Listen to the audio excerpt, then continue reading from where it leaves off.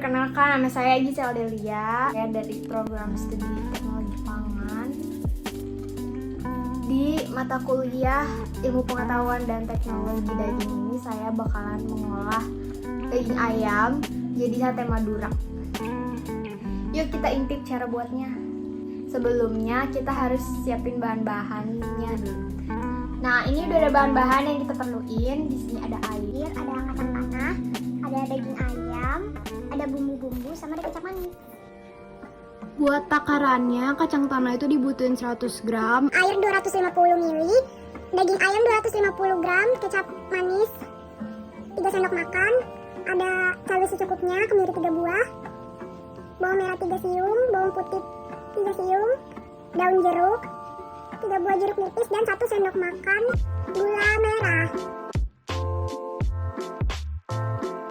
Pertama yang perlu kita lakuin itu sangrai kacang tanahnya. Ini udah disiapin tadi kacang tanahnya, dituang.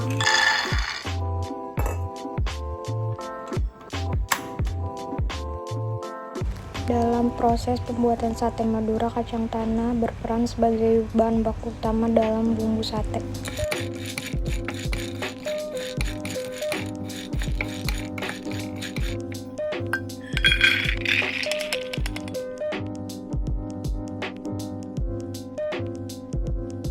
Karena sebelumnya ayam telah melalui proses thawing, hal ini dapat mempengaruhi kualitas protein dan lemaknya.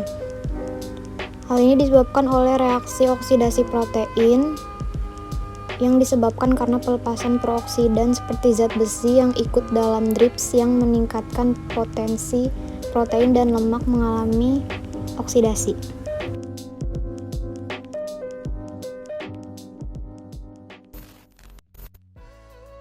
Nah, ini ayamnya udah selesai dipotong, kita pindahkan ke wadah lalu kita sisihkan.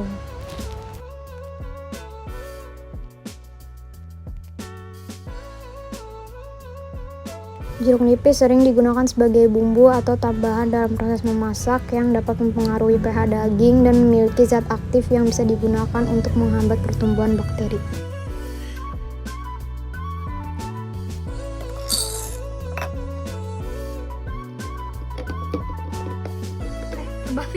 Sebenarnya kacang tanah bisa dihaluskan dengan cara manual seperti digerus menggunakan cobek, namun untuk mempersingkat waktu kita menggunakan blender. Setelah halus, kita tambahkan gula merah lalu kita blender lagi.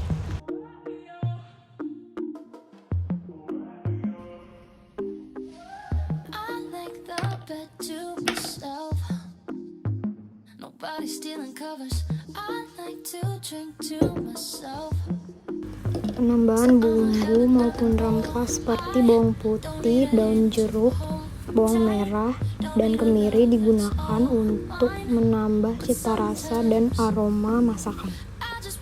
Selain itu, bawang putih juga dapat bermanfaat dalam menghambat pertumbuhan bakteri.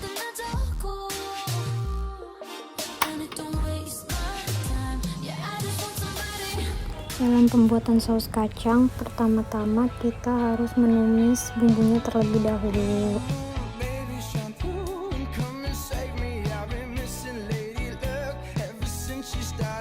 Setelah bumbunya terasa harum, barulah kemudian kita masukkan air.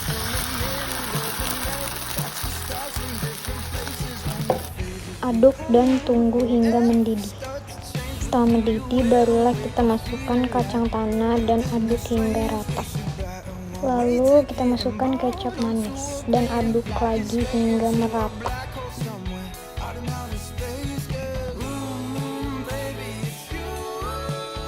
Susun potongan daging ayam ke dalam tusukan sate, kira-kira 3 hingga 4 buah potongan.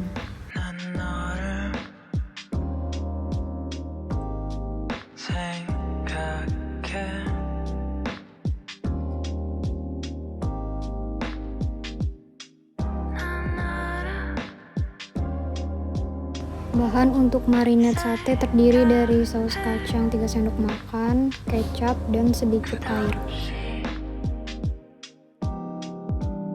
Dalam proses ini kita menggunakan 2 teknik pengolahan, yaitu kuring dan marinasi. Kuring merupakan proses penambahan bumbu seperti garam, gula, serta rempah-rempah pada daging ayam, Sementara marinasi adalah salah satu metode pengolahan daging dengan proses perendaman daging dalam bahan marinade sebelum diolah lebih lanjut.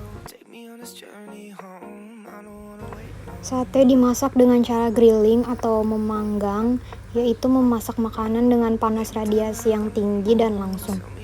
Sumber panas biasanya berada di bawah makanan yang dimasak atau panas berasal dari bawah makanan. Metode grilling termasuk dalam metode dry heat di mana panas dihantarkan oleh udara panas, logam panas, radiasi, atau minyak tanpa menggunakan air atau kelembapan. Selain grilling, metode dry heat lainnya yaitu roasting, baking, deep fat frying, dan shallow frying. Jika dilihat secara visual, terjadi perubahan warna pada daging menjadi kuning kecoklatan karena terjadinya pindah panas secara konveksi dan konduksi sehingga lemak mencair dan memasak daging hingga kekuningan. Selain itu, akibat pemanasan juga terjadi reaksi Maillard.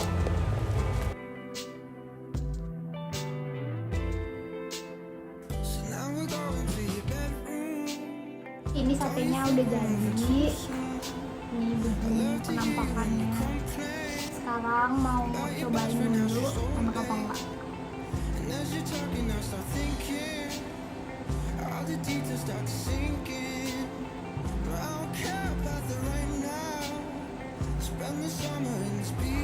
Flavor yang dihasilkan enak dan gurih. Hal ini berkaitan dengan proses degradasi atau penguraian senyawa makromolekul daging. Bahan-bahan penyusun bumbu marinasi juga ikut andil dalam pembentukan rasa sate yang dipanggang dalam meningkatkan cita rasa.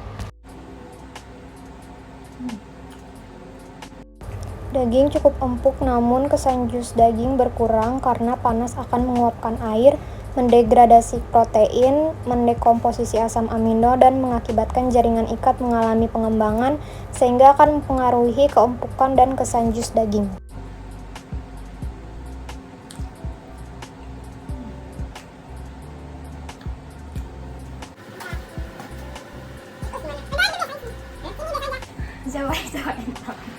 Cobain. Satu aja.